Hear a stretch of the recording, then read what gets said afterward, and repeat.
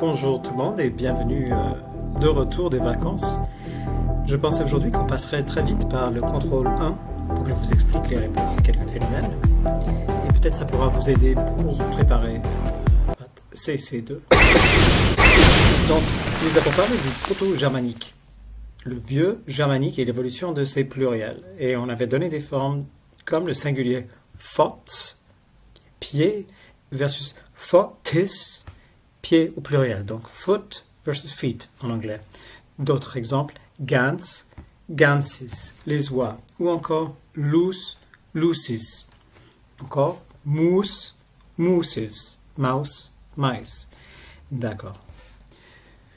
Donc, vous aviez ces données en proto-germanique. Dans la première question, je vous donnais donc la tâche de trouver les lexèmes ainsi que toutes les formes fléchies. Donc, il aurait fallu dresser une liste des lexèmes. C'est le mot tel qu'on pourrait le trouver dans un dictionnaire. Donc, fots, gans, loose, moose, man, tanth, weefman, box, etc.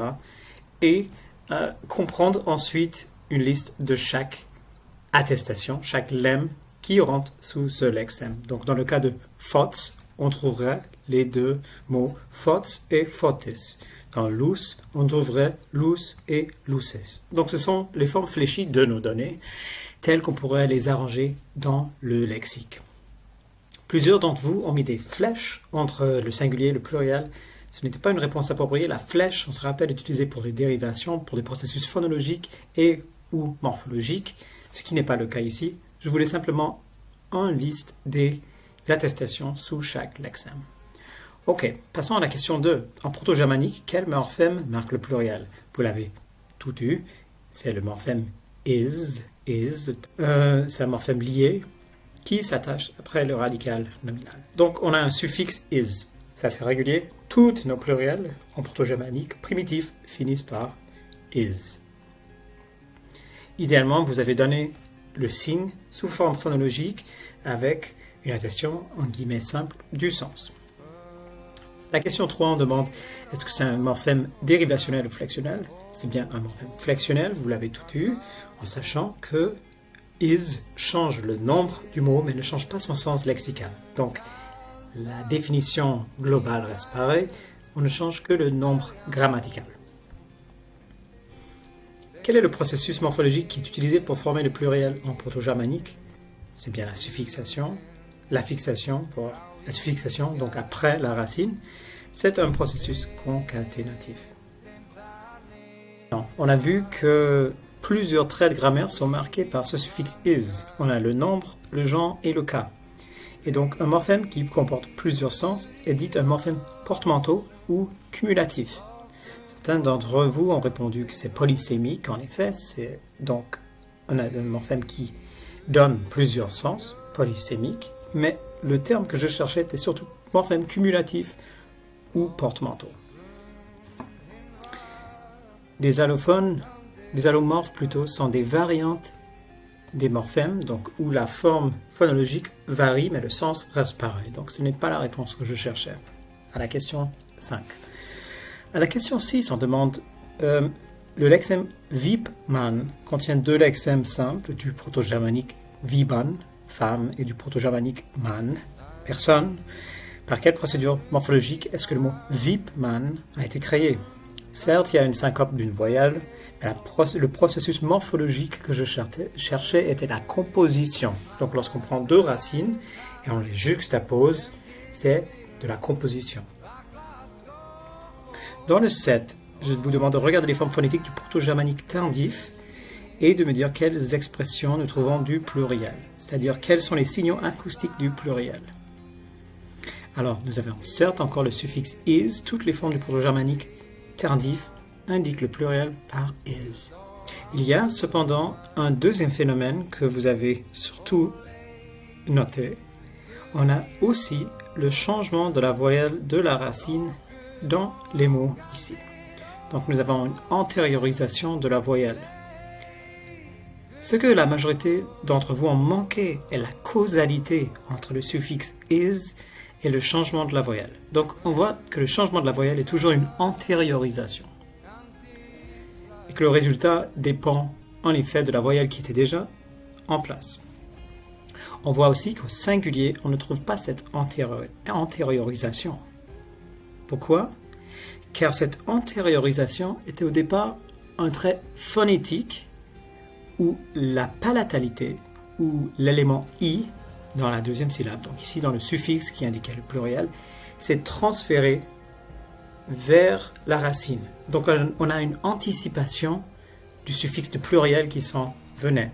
Et donc on a une palatalité qui s'ajoute à la voyelle de la racine. Ce qui se déjoue de plusieurs façons. Un A devient A, donc un A antérieur, tout comme un I qui est déjà maximalement antérieur, perd de la labialité qui pouvait exister auparavant. Donc on a plusieurs résultats, mais il y avait un lien causal entre l'ajout de ce suffixe is et l'antériorisation de la voyelle. Tous les mots qui n'avaient pas un suffixe portant un palatal ne subissaient pas une modification de la racine. Donc, dans la dernière question, je vous ai donné le mot husa, qui n'a pas suffi de modification vocalique. Donc, on n'a pas hus et his, comme pluriel moderne de house, mais bien house, car le pluriel de husa ne terminait pas en i, donc il n'y avait pas de transfert de la palatalité. Donc, cet exercice était assez compliqué du fait qu'on mélangeait morphologie, strictement, avec phénomène phonologique. Je vous ai quand même accordé les points si vous avez noté la modification de la voyelle. Je cherchais pourtant ce lien de causalité que certains d'entre vous ont réussi à trouver. Dans le 8, on demande est-ce qu'il existe de l'allomorphie dans les lexèmes du proto-germanique tardif?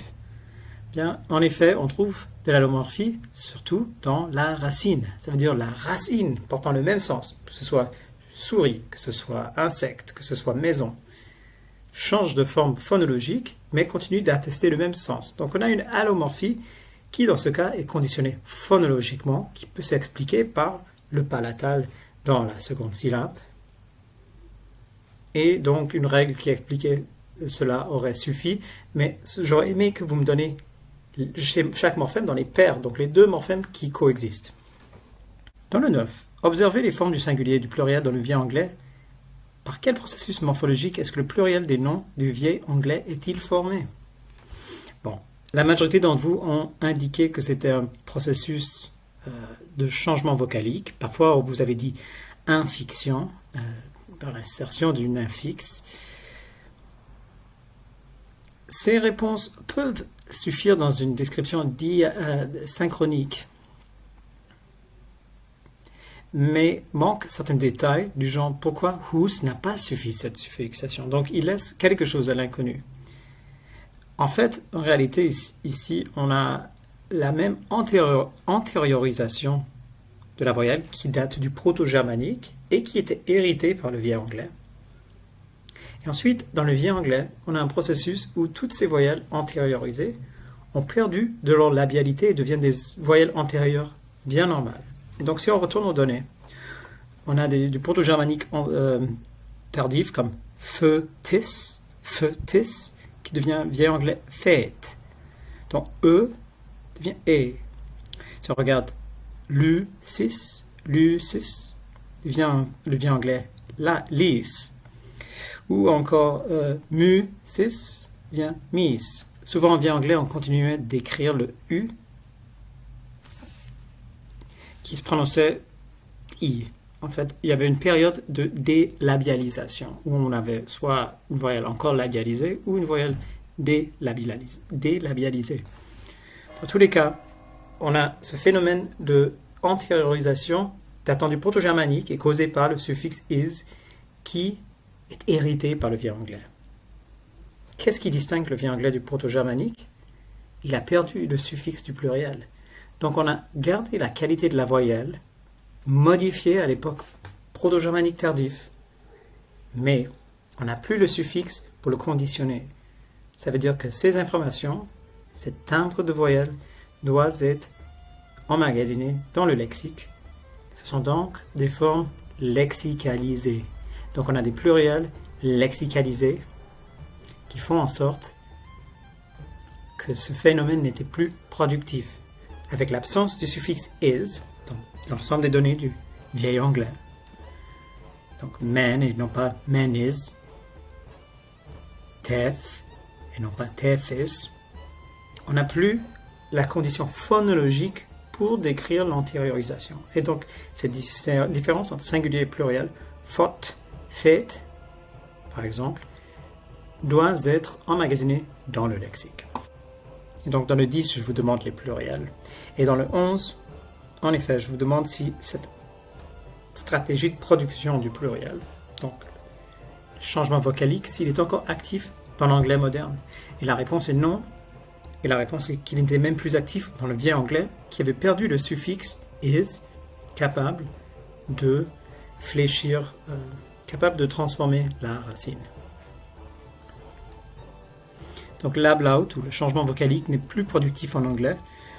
Aujourd'hui, on forme le pluriel par le suffixe productif s, comme coke, cokes, noob, noobs. Plusieurs d'entre vous ont donné des très bons exemples. Plusieurs d'entre vous ont donné des mots de concepts qui peuvent vous sembler modernes, comme boot, ou pool, ou beer. Mais ces mots remontent très souvent au proto-germanique où sont des emprunts très archaïques et donc ne comptent pas parmi les néologismes possibles. Je devrais peut-être aussi ajouter que les mots que vous avez sont des mots qui terminaient avec une consonne. Donc tous les mots singuliers terminent avec une consonne et le suffixe il s'ajoutait pour former le pluriel. Mais il y avait d'autres façons de former le pluriel en vieux anglais, comme on voit dans l'exemple de whose, whosa, avec une voyelle seule qui formait le pluriel. On peut les comparer aux formes neutres en latin, où on a un mot comme actum versus le pluriel acta. D'autres mots de la langue vieille anglaise continuaient de former leur pluriel, soit avec un S, soit avec un N, soit autrement. Par exemple, il y avait des pluriels invariables, donc on n'ajoutait pas de suffixe. Dans le 12, on peut lire que le être, un arbre commun en Europe, est dénoté par le mot germanique bock, bockus, et qui servait dans la société germanique à la fabrication de tablettes en bois sur lesquelles on pouvait écrire. Le pluriel, bockus, a donné beech dans beechwood, le bois de lettres, et le singulier, vous l'avez surtout tous eu, donnait bien le mot anglais bock. Donc on voit que le haut long proto-germanique donne e, le ou bref, en anglais moderne, on perd le suffixe, et les autres phonèmes restent complètement intacts entre le proto-germanique et l'anglais moderne. Donc le mot qu'on recherchait était bien book, le livre. Enfin, dans le 13, en proto-germanique, une maison se disait husan et des maisons se disaient husor. En anglais moderne, on dit house, houses. Pourquoi on ne dit pas house, highs, comme mouse, mice? On avait déjà vu que dans le proto-germanique tardif, le changement de la voyelle était conditionné par le suffixe is. D'ailleurs, le pluriel de maison, husor, ne termine pas avec le suffixe is. Donc, pas de modification de la voyelle possible. Donc, on préserve whose. Maintenant, ceux qui ont fait leur recherche ont vu qu'il y avait une apocope, donc on a perdu la dernière syllabe dans les deux formes. Donc on avait husa et whose dans les deux formes. Un nouveau pluriel était formé en vieux anglais, soit avec un S, soit avec un N. Et donc on avait deux formes en compétition, husen, des maisons, ou huses. On se rappelle que la voyelle du pluriel en anglais, houses, est épanthétique. Ça veut dire qu'il s'insère lorsqu'on a une séquence de fricatives plus fricatives. Donc, pour distinguer les deux, la fin de la racine du début du suffixe du pluriel. Et donc, changement vocalique était impossible. Qu'est-ce qu'on a donc? On a l'application d'une analogie paradigmatique. Ça veut dire on a pris le pluriel d'une autre mot, d'autres classes de mots dans le lexique, pour former un nouveau pluriel dans le moyen anglais. D'où la réponse houses ou husen ou husen ou huses, après la grande mutation vocalique qui a subi l'anglais moderne. Whose est devenu house par diphtongaison, et on a bien le pluriel houses de l'anglais moderne. Donc j'espère que cet exercice était pratique pour vous. Je vous souhaite beaucoup de courage avec le CC2 et que la force soit avec vous. Au revoir.